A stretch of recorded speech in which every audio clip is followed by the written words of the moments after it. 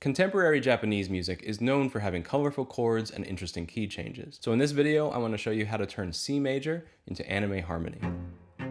It can be frustrating when learning a ton of music theory, like what chords go with what key. Then you listen to music that feels complex and rich and it feels completely out of reach. To help me out here, I've recruited the aid of an expert. Hey, how's it going? Gavin Leeper is a talented composer who's devoted a lot of time into studying and understanding how Japanese music works. He's also a fellow YouTuber with outstanding videos on harmony and chord progressions from anime and J-pop and video game music. To get us started, I wrote a piece in C major. If you know the basics of music theory, like what chords belong in the key of C major, then you should be able to follow along with a piece like this. I then asked Gavin to animeify it by finding moments that could use extra color or idiomatic chord progressions, or even just make broader changes to make the piece more colorful. I thought of initially, like, okay, out of the sort of common devices I've identified, what sounds like it would fit under this melody, using the melody as a constraint. He came up with 3 ways to add life and magic to the piece. Before we break down all of Gavin's reharmonization choices,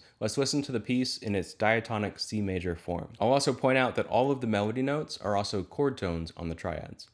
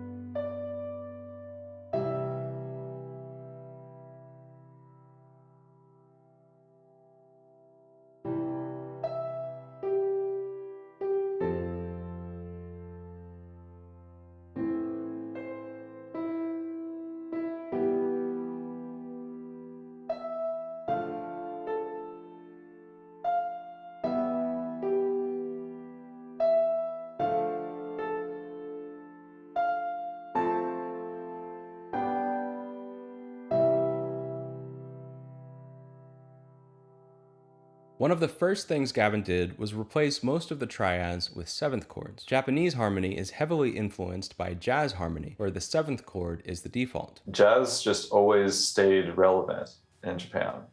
Right. Like the harmonic palette never shrunk. It always stayed like it was in the 60s in the US.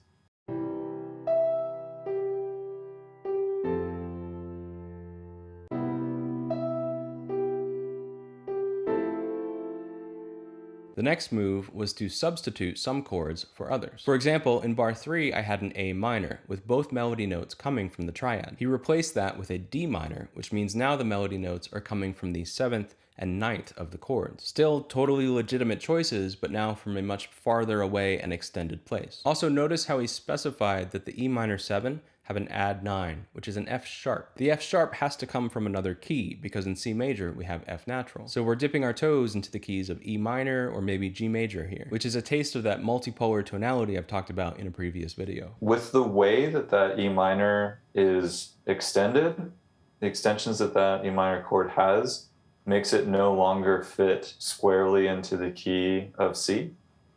Right, that's our first chromatic pitch. Right, that F sharp. Exactly. That's the first time we have an accidental in there. It's specifically from it being an E minor 9.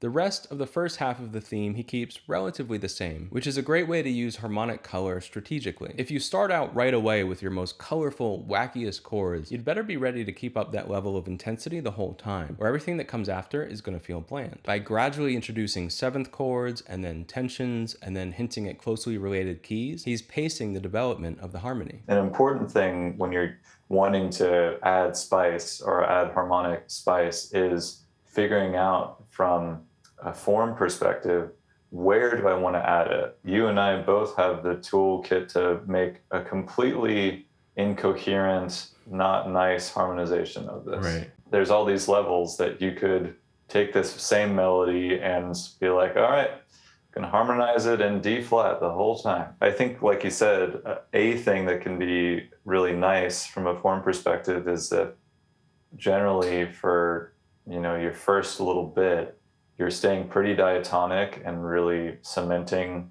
your listener in a certain key center.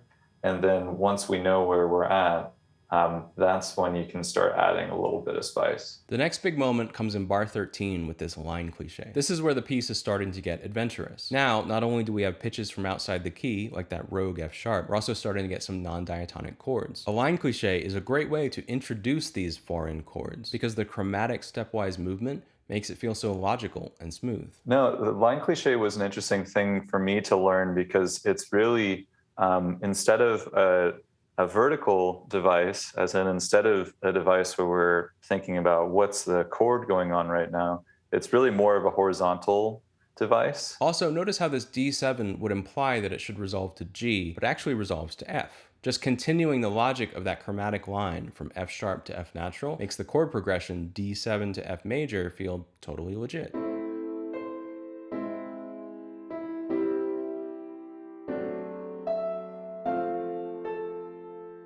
Finally, Gavin makes use of a classic chord progression. There are certain chord progressions and groupings that have become stock sets that get used so frequently. By using them, you are making a reference to the whole catalog of Japanese harmony. Oh yeah, it's a very set list, like 4-5-3-6, 4-5-6. This 4 of 4, or like using a B flat major and C major is like a common thing, and the extension of that is like do a circle of fifths thing, whether that's 2-5-1 or venturing out of the key. These two borrow chords from C minor leading up to our one chord leading up to C major. The way I've heard this cadence talked about is that it introduces the like, will our hero win?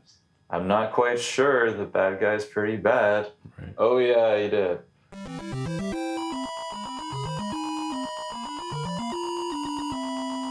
And then to geek out and add a little reference to Zelda music, I added this little lick here. So now let's listen to the final result of Gavin's reharmonization. I took his new harmony and orchestrated it into this arrangement here. Be sure to check out Gavin's channel where he gets way deeper into this kind of music. Thank you, Gavin, for helping me out on this video, and thank you for watching. Enjoy the track, and I'll see you in the next one.